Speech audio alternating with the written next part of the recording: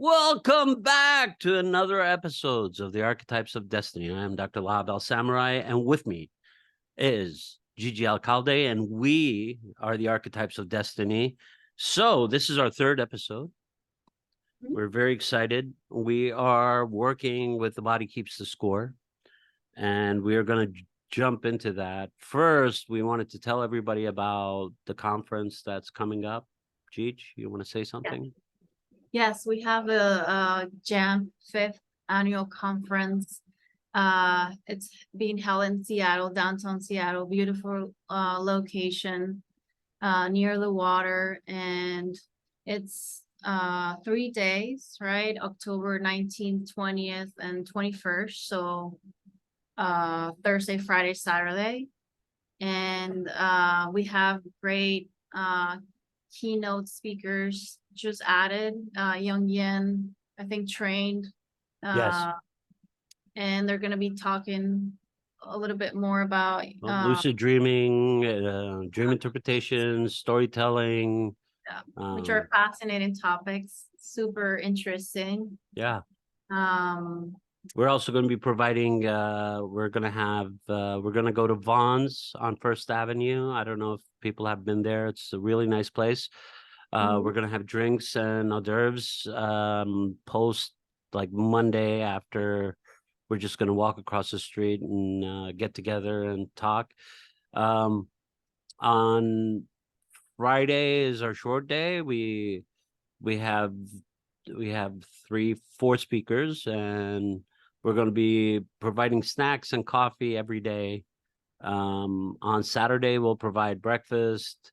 There is a cocktail party at the end, and we are planning to have a live DJ for that event. Cool. So we would love to have all of you join us and learn about JAMP, learn about Jungian advanced motor processing, learn about what we do, learn about what Gigi does, working with people who have disrupted eating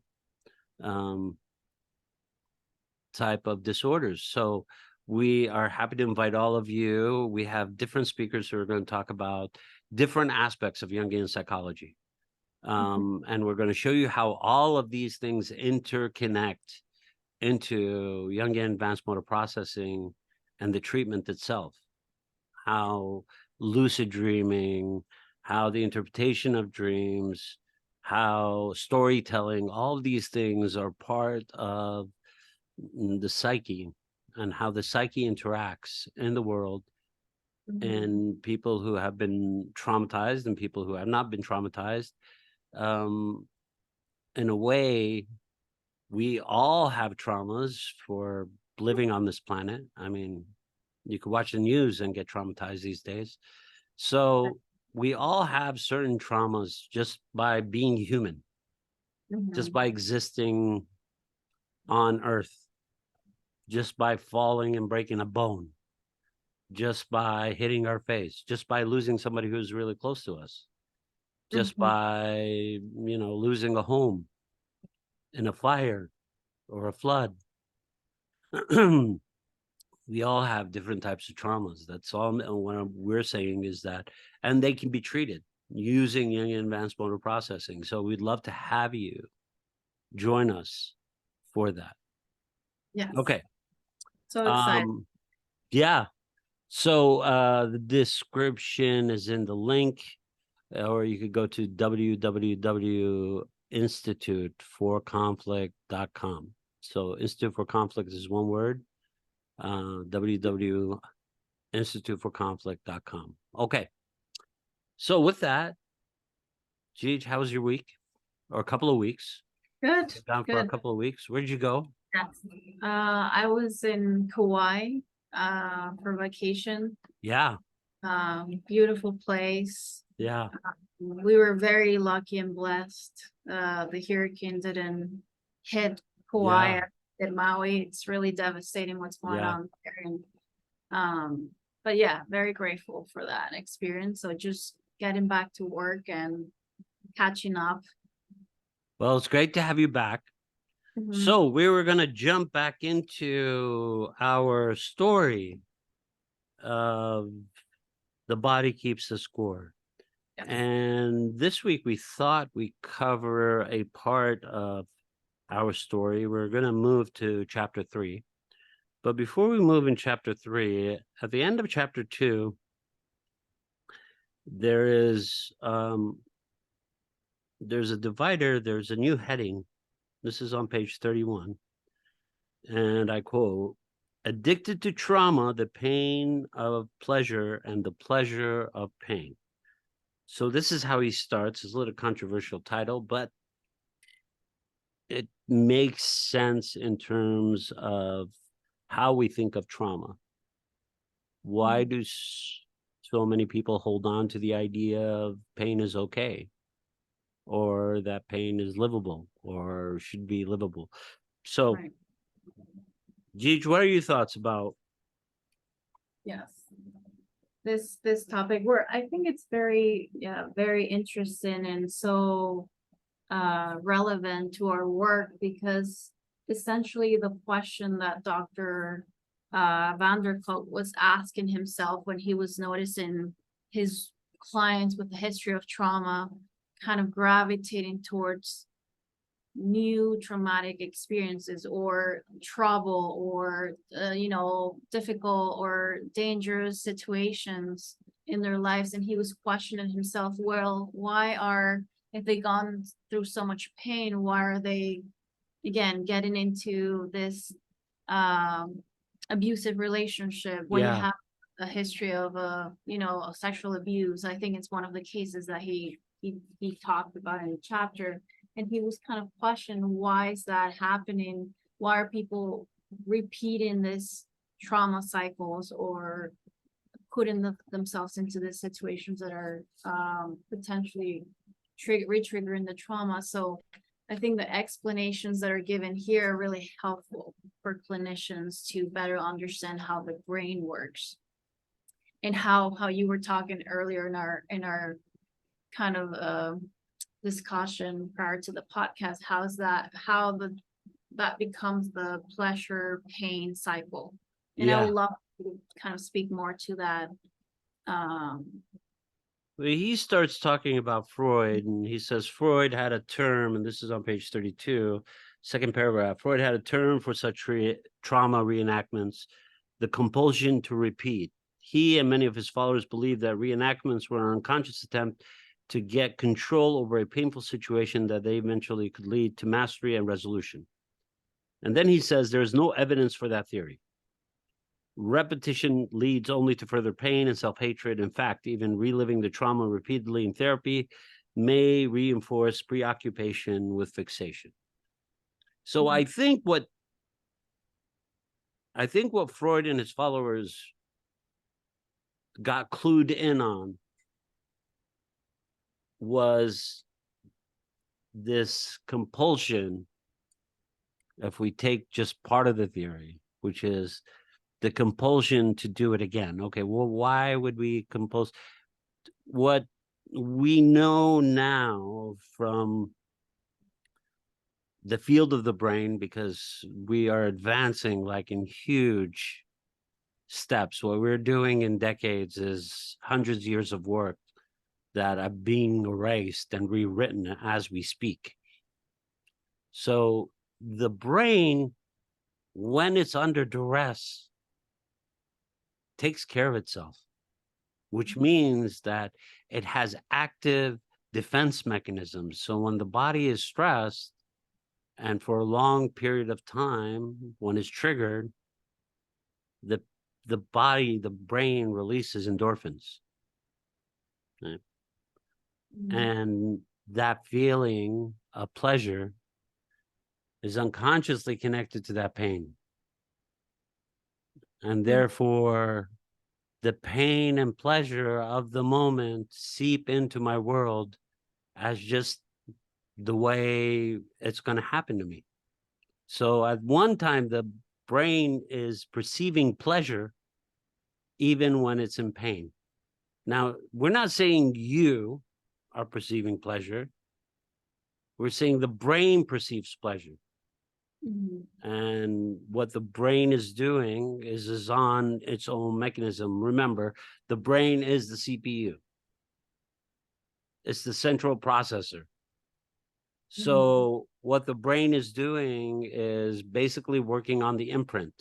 When we're traumatized, there's an imprint, there's an echo, there's a wave, there's a massive energy wave that disrupts our mechanism completely. It throws it off to the point where we disassociate, we go into fight or flight or freeze. We go back to our original programming, to the core part of the survival mechanism. But that imprint leaves an echo. It's like an echo in time. So when it's activated, we're activated, and the pain starts, and the pain moves through us, and we become very upset and angry, and the brain releases endorphins, so you feel good. But you're not feeling too good, but you feel good enough. Right. But the brain is flooded with endorphins. Now the brain feels, oh, So that's what creates that behavior to gravitate towards those experiences. Yes. So it triggers the pain pleasure response. My pain starts, and if it goes on long enough and I cry hard enough and I am completely overwhelmed, and then I feel like I'm in shock, and then I have a deep sleep, and then I wake up and I feel better. So that must be my cycle, right? It's not, because it's the way the brain deals with the situation when it's triggered. Right. The brain has active defenses always, even though the trigger is coming from a different part of the brain.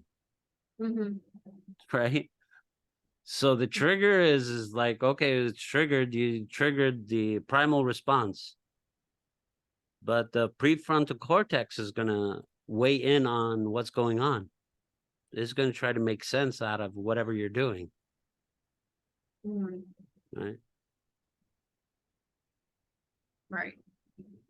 Because that message is coming from a different part of the brain.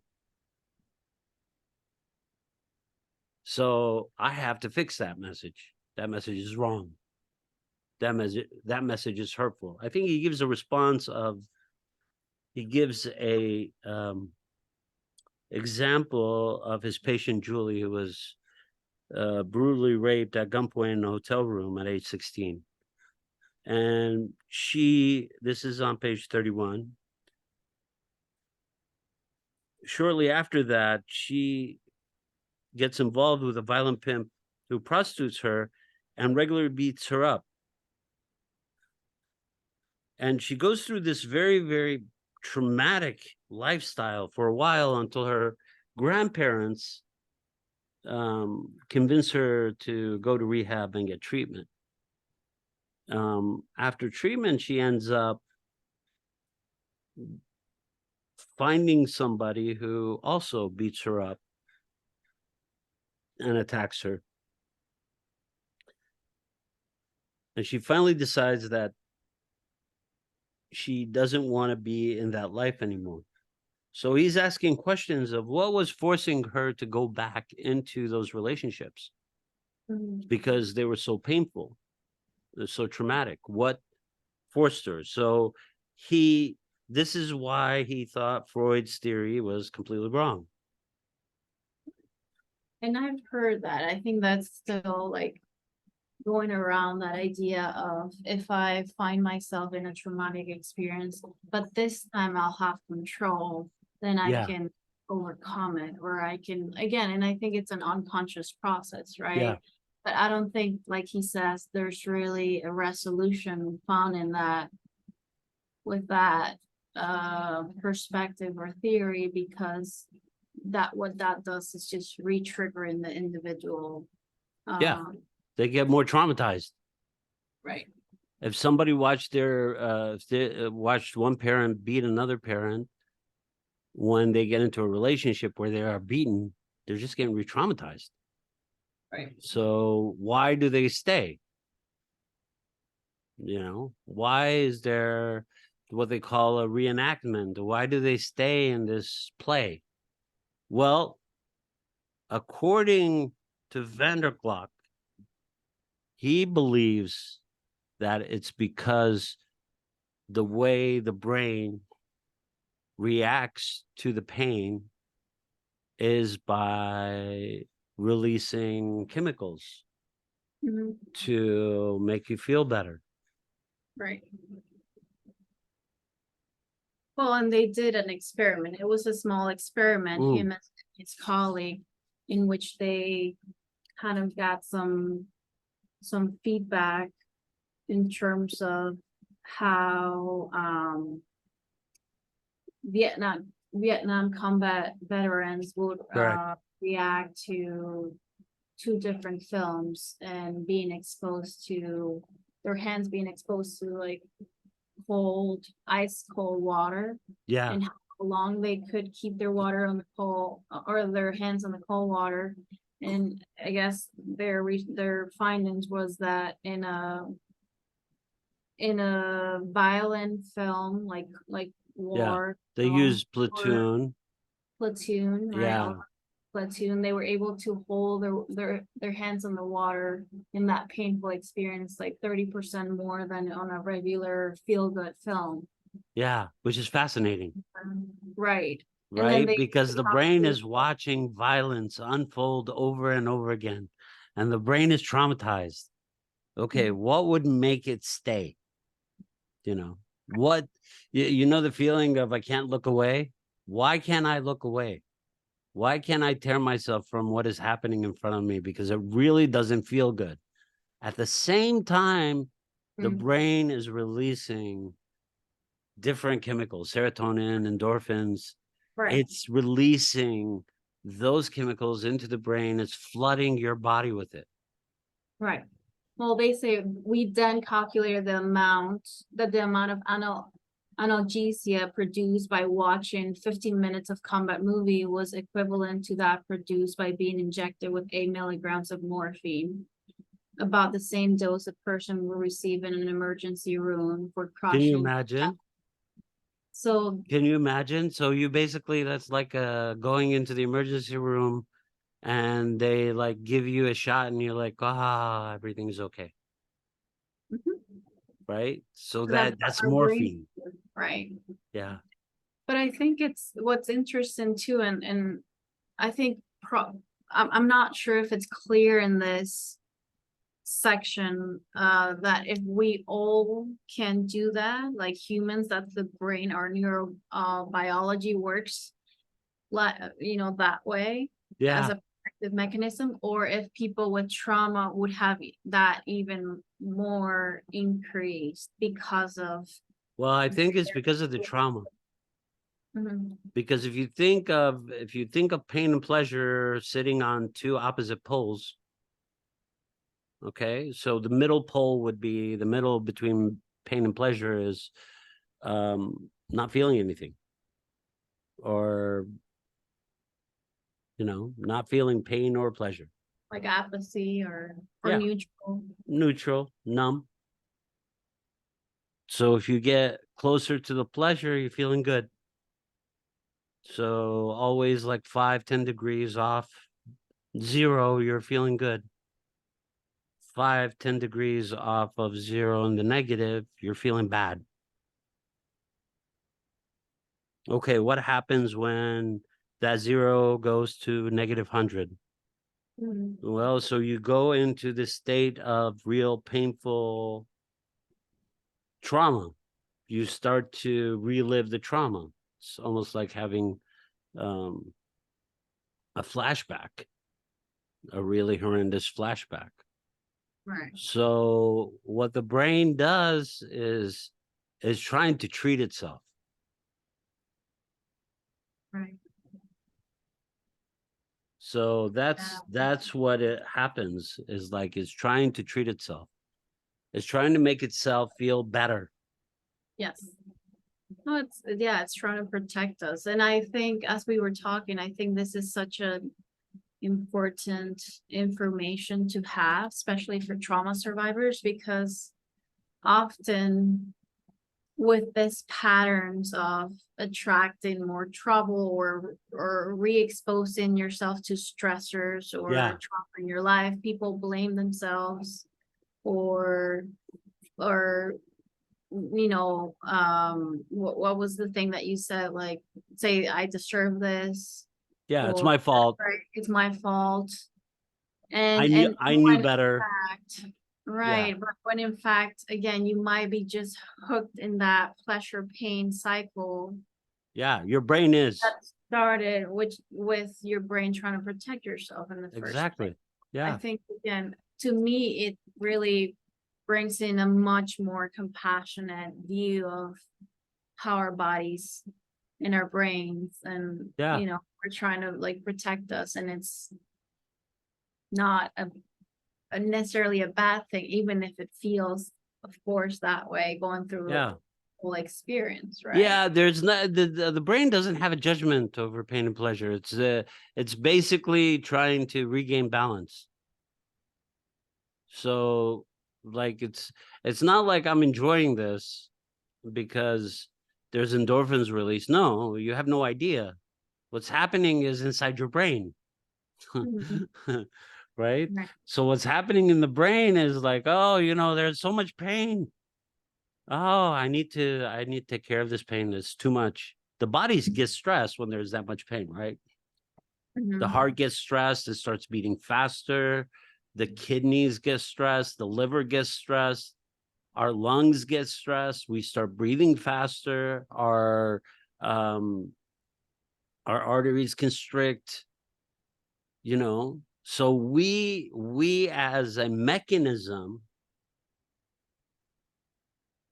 is under duress. And that's when the brain kicks in and it says, okay, well, we need to stop this. Right. It's survival at that point. Absolutely. Like return to homeostasis. Yeah. For survival, basically. Yeah. Yeah. Yeah. So, you release, you say, well, I had a good cry and it really felt good. I felt like I released a lot of it, but unfortunately it comes back in the next episode. Mhm. That's the worst part of it because it comes back. It's like, why did it come back? I thought I released all of it. What you released is what the brain basically gave you, all those endorphins to make you feel better and make you feel like everything is fixed. But the fault is not in you. The fault is in the brain. Right? Because the brain went through this. So the brain is like, okay, yeah, everything is back to normal. Right? Like you said, it's about survival. Everything is back to normal. We could go, yeah, we could do whatever we want to do. It's not a big deal. I could still get on that plane. I fear flying like nobody's business. Sure, I get on that plane. But you can't. But the brain says at that moment in time, you can do anything you want. Right? So it tells you stories, it lies to you. And actively, your brain actively lies to you. They'll say, oh, I'm really, I think I feel terrible. No, you feel great. It will actively lie to you too, as Gigi said, to keep you alive, to keep you from falling apart, to keep you from running into the bushes, to keep you from running into the street, to keep you from screaming at the top of your voice. Right. Yeah. It'll even tell you, it's like, oh yeah, you can scream once, but it's not a big deal. After a first scream, I mean, you've gotten it out. It talks you down from the bridge. Yeah. And then you're like, who am I arguing with? Well, it's your brain. That's who's telling you what you need to do. At the same time as telling you what to do, it's not like leaving it up to you. It's calming your system down. It's releasing chemicals to calm your system down, to sedate you. to make you feel like you are back in homeostasis, as you said. Mhm. Well, I think this is fascinating, right? It is. And Yeah, I'm thinking as you're talking to how do people with trauma have a higher threshold for pain because of this mechanism that has been in action for, again, for and obvious yeah, reasons. Because again, in my experience, and I think probably yours with people working with people with trauma, they've gone through so much, and sometimes I absolutely. feel like, how did you do that? You know, how the resilience is Yeah, just honorable and yeah, incredible. And I wonder, yes, how do you get through that in yeah, those, you know, through that life and are here right now, you know? So I'm thinking how, I don't know, I've always thought there's, and I think I had clients, if I recall well, saying that, you know, I have a, you know, I can handle a lot of pain, or yeah, that wasn't that bad, or when it's objectively a really yeah, challenging experience. So I'm not sure if that's been your situation or. yeah, absolutely. Yeah, I think a lot of people can. I see a lot of my clients when they tell me about how they survive day to day. When they tell me their stories, I'm blown away Mhm. because it takes a superhuman ability to be traumatized and to be able to go about your daily tasks, to raise children, to have a relationship, to cook food, to go to work, to play, Right. to have fun, to go hiking, to go swimming. It takes so much Yes. Yeah. physical and psychological energy just to get through the freaking day. It's amazing. So when they tell me about what they deal with internally, because I like you, Gigi, we sit and we listen to the internal reality. They could tell us about their external reality, but what we're really listening to is how their internal world is formed. Right. What's going on in the internal world? How is it being kept together? You know, then this study or this anecdotal study, I'm sure this is an old book, by the way. This is about 10 years old. So Mhm. I am sure we have Right. moved on in terms of what we know about the brain. The brain is one of the most advanced CPUs, actually the most advanced CPUs Mhm. on this planet. So you're talking about AI. Where did that idea come from? That came from your brain. You're talking about rocket ships. You're talking about engineering projects which defy logic. You're talking about the brain. You're talking about going to the moon. You're talking about the brain. Mhm. You're talking about building microscopes and seeing things that we didn't even know existed that are in an invisible world. You're talking about the brain. So this complex structure, right? It does everything. Even when parts of it are not working, it will compensate. So what we do know about the brain is it compensates. So if one part is not working, it'll start using another part. If one part is damaged, we know this from brain injury, another Mhm. part of the brain will start to take over aspects of the work, Right. right? Because that part of the brain was damaged. We know that the personality changes because a certain part of the brain is damaged. Why is that? Because it's the mechanism that keeps everything functioning, everything moving along, every part of you ticking along, right? So we have these two centers between the brain and the heart. The heart is the other CPU, Mhm. right? So what the brain is doing is it's working with the heart. It's like the heart is too stressed because you're stressed, because you're in a lot of pain. The heart is like beats faster and faster and faster, getting blood to flow, getting more oxygen to the cells, but it's also activating the brain. It's also telling it, I need you to take care of something. I need you to fix this. We're under stress.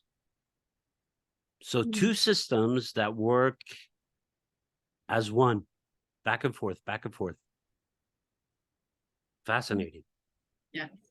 Yeah. The study about pain and pleasure, the way the brain perceives pain and pleasure, not the way you perceive relief, not necessarily pleasure. Right. Although some people will say, you know, it feels good. I feel bad first. I hate myself, but then it feels good. That's what the brain is saying. The brain is saying, no, no, that's enough. You felt bad long enough. Right.